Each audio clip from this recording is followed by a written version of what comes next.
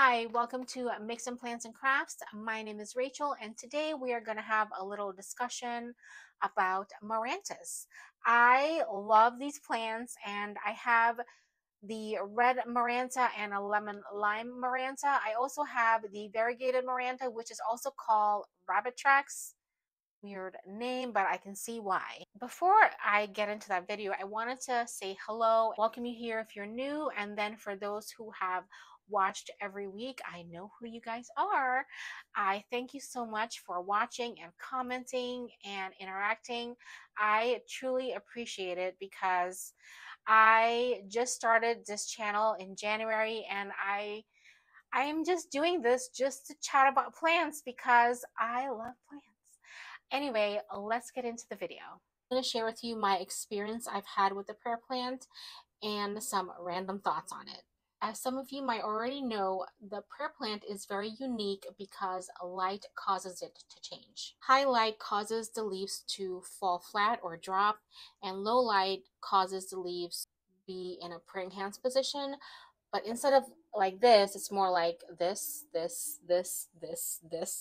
If you have one of these plants already and you've not done so yet, I recommend that you do a time-lapse video on this for a few hours in the morning to the afternoon, even from morning to night, and watch how it dances. It's so beautiful to see how the leaves change. I think this plant is beautiful, so much so I have multiple pots of the same plants around the house. This plant is known to be a troublemaker, but that is okay because when we get a plant and we're learning about it, there's still so much to learn, and the plant is getting used to our environment.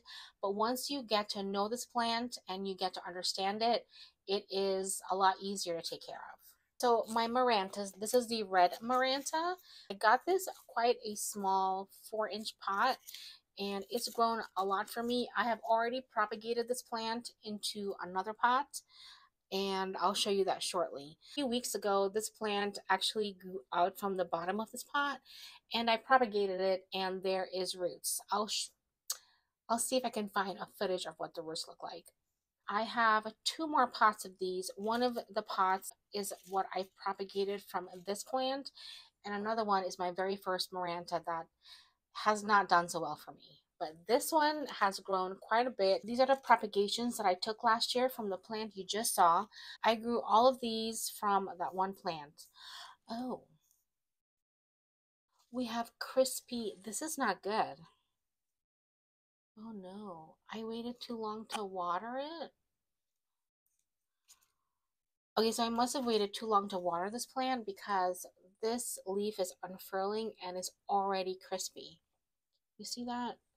That's not good. I'll have to take a look at that. I am very sorry. Yeah, and then we have roots coming out, so I might have to repot it into a bigger pot. And this is the other red Maranta I have. This is my very first red Maranta, and it has not done well for me. I'm not sure if it was the plant that came not doing well, but I had a fungus gnat issue on this one. I had this I got this plant over a year and a half ago, and could you imagine? This is how much it's grown compared to this one. Comparing it to this one, big difference. And sometimes you have the same plant in the same environment, and one thrives and the other one struggles to survive. Whoa, it is I just wanted it. Okay, let's take a look at this plant a little bit closer. This is the lemon lime Maranta. I have another lemon lime Maranta right here. If you actually notice, this lemon lime Maranta got some crispy edges on the leaves. This has happened to me because I think I wait too long to water it. There's some more crispy edges right there. Right there. And it is either that or too much fertilizer, which I don't think I do. Let's take a closer look at this particular lemon lime maranta because I wanted to show you something pretty cool. There's another prayer plant growing out from the middle of the pot that's going to turn into a plant. Pretty cool. This is usually a ground cover type of plant. Right here is very humid. There's some aerial roots already growing into the soil, and I wanted to show you that. But right there is in here is really humid, especially when you just water. So it's pretty cool what happens to this plant sometimes. I have a lot of aerial roots on the variegated Maranta, as you'll see in a little bit. So these are the aerial roots that is going into the soil. Maybe I can top off this pot with some more soil a little later. Another Maranta I have is the variegated Maranta. These Marantas are a little different than the other ones because the leaves are paper thin. There are the aerial roots that I told you about from this plant right there. Oh, it fell off. I bet you I can grow another plant from this. I'm gonna pop this in water. I got this plant. I actually separated it from the pot that it came in, and I pot in two separate pots. Why did I do that? I purchased this plant on Etsy, and when it came in the mail, it wasn't as rooted into the soil because that's just what happens when you buy plants at nurseries. They kind of pot up some plants together in a pot, cuttings. It wasn't fully rooted into the soil because they potted up into the pot it was going to come in, and that's fine. I went ahead and split the plant, and I made two plants from it. So actually, I have three plants now. I separated that one to this one, and this was the one that had mealybugs. So I ended up chopping it completely off. I deadheaded it, and this was the top cut of it, and it's been living in water. I've not really done anything. This is what the roots look like. I do have to pot this up. I really need to do that. Another plant growing out of the bottom of this pot. I might just put this in here. Let's do that now. Let's put this in here. Tuck it in there. I don't know. I'm gonna have to get rid of one. I don't want three pots of the same plant, but no, these plants are so gorgeous. Let us dive into some care tips now for these Marantas. This plant can tolerate low light but prefers to be in a more medium to bright indirect light. We moved to this house last year. The previous house, I had it in an east facing window, and it did great. It grew quite a bit for me.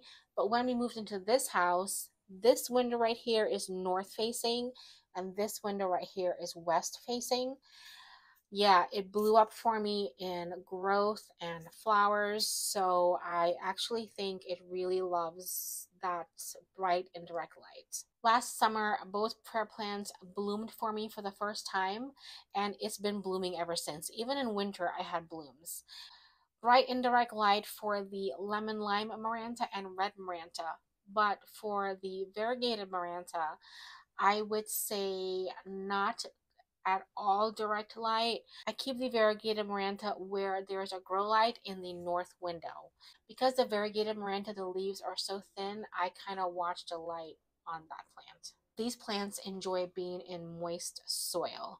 That does not mean to pot it up in just potting mix. I don't recommend that for anyone. Why? Because fungus gnats. So when I got this Maranta, it had infestation of fungus gnats. I had to change the soil that it was in into a more well draining mix. Still keep it moist, but it's just drained a lot better, and it didn't hold on to so much moisture. Although I do know that Mirandas love moist soil. I personally add amendments to my soil for a more chunky aeration. I just can't deal with the fungus gnats. I am what you call an underwaterer. It is probably because I have quite a variety of plants, and to keep everything watered, it takes a lot of time. But these plants, I prioritize watering.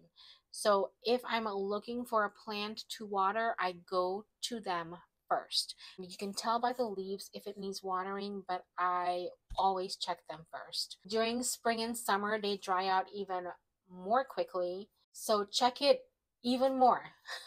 I am trying to get better about watering my plants, which is why I'm checking the soil at least every couple days to see how everything is doing. If you like using clear pots like me to pot up your plants, you'll be able to check the pots to see what the moisture level is without having to put your finger in a soil. And then those moisture meters don't work, because if you use a chunky soil mix, a moisture meter will not work. When watering this plant, I would recommend distilled water or rainwater, even reverse osmosis water. So I use distilled water and fertilizer when I water these plants. Prayer plants don't mind a household temperature of 60 degrees to 80 degrees. I know during winter, my plant room got to like 52 degrees, and I can tell that the plants were going through a dormancy because the growth slowed down quite a bit. Lower temperatures can definitely cause dropping of leaves for this plant. I experienced that in the house that we moved from. This Maranta, I'll tell you a little secret. 2 winters ago, this prayer plant got a little bald, and how I fixed the problem, I bought a cutting and put the cutting in the middle of the pot so we can still have a nice lush plant. But hi Cookie, what are you doing? What was I saying? Yes. What do you want? Hmm. Stopped using a humidifier for my plants a while ago. It's been over a year since I've stopped. I know that once summer comes, I might have to get some small humidifiers to put in certain spots for my plants. I would probably put one by my cork planks, but I don't use a humidifier because I think this is my experience, and I'm not an expert, but your houseplants will eventually get used to the climate that it's in. And if it's not doing well with crispy leaves, you can adjust. But all of my plants have done well with the house humidity. I use Super Thrive Foliage Pro and an organic fertilizer to water my plants. I don't use it both at the same time, although I'm sure I could alternate the fertilizer. I don't always keep track of which one I'm using. This watering cycle, I use the organic fertilizer, and I've already started watering plants again, so now I'm using the Foliage Pro, just testing to see if that works better. Or the organic fertilizer that I use definitely does not burn the plants because I still use a small dose of it. But we'll see how summer comes and how the plants are doing. Fungus gnats love moist soil, so keep your eye out on the Marantas for fungus gnats. Sometimes there's one plant that is a culprit for fungus gnats, so I take one of those sticky traps and put it in the plant that I think it is. In a few hours, you'll be able to tell if that's the plant that's a culprit for fungus gnats. I already had mealybugs on the variegated Maranta. So how I would personally treat for pests, I'm going to be doing a treatment for pests on these plants. I have had a spider mite infestation in my plant room. Spraying the leaves, cleaning the leaves. Now, if you have a lot of leaves on your plant, that can be a lot of work, but relaxing at the same time. I actually like cleaning plant leaves, but dunking it head first in a mix of Castile soap or dishwashing soap and water works just great. So the Castile soap works really well with spider mites because spider mites are soft bodied pest, and the minute it gets in contact with soap, it falls apart. So some of the pests that can get on this plant is fungus gnats, spider mites, flat mites, and mealybugs. You will know if your plant has a pest because it would quickly decline within a few days. Propagating. This plant propagate really well. This was the propagation that I collected from that bigger Red Maranta. Propagating gets you new plants, but it also helps the mother plant grow different shoots. To get a bushier plant, you propagate, you can reroot the cuttings. To propagate, you cut below the node, take the propagation in distilled water, and within 2 weeks you have roots and pot it up into the mother pot or put it in a new pot, and make sure when you propagate to keep it a little extra moist because we're propagating in water and they were used to that moisture. So I kept these propagations moist once I moved it from the water to this pot. I was diligent in checking the soil. I would not recommend using terracotta for these plants since terracotta dries out so quickly. You would literally be watering your plant every day. Plastic pots is the way to go for this plant. Again, I'm not an expert. Don't take my word for it, but you can try it for yourself and see what happens. This plant like to be root bound and don't like their roots messed with too much. They would throw a hissy fit if you mess with their roots. You don't believe me? Try it and see what happens. If you got flowers on this plant, it's a good sign that your plant is happy. Now, in my opinion, the Red Maranta is the easiest one to take care of. The lemon lime maranta is a little bit more difficult. This plant is such a great gift to give someone, especially because of its unique coloring and have it being a name prayer plant. It could be a great gift for a beginner plant person who wants to grow in their knowledge of caring for plants because this plant would allow you to exercise your green thumb. These plants are non-toxic to pets. My dogs don't really care about these plants. I hope I got everything in this video. I'm sure I missed a few things. If you have a particular experience you would like to share about this plant, please share. I would love to hear about it. And thank you so much for watching this video, and I'll see you next week.